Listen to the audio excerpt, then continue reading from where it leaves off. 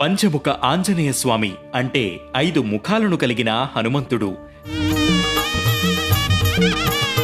వీరాంజనేయుడు, ప్రసన్నాంజనేయుడు, కార్యసిద్ధి హనుమ, దాసాంజనేయుడు, అభయాంజనేయుడనే 5 పేర్లతో పిలుచుకుంటారు.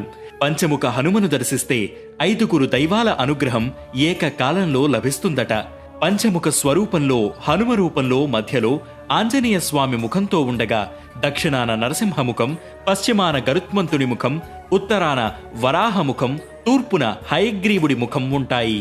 మామూలుగా హనుమంతుడిని ఎలా పూజిస్తామో పంచముఖ ఆంజనేయ స్వామిని కూడా అలాగే పూజించాలి.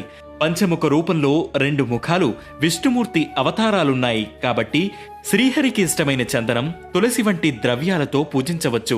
పంచముఖ ఆంజనేయ స్వామి ఫోటోను ఇంట్లో పెట్టుకోవడం వల్ల దుష్టశక్తులు ఇంట్లో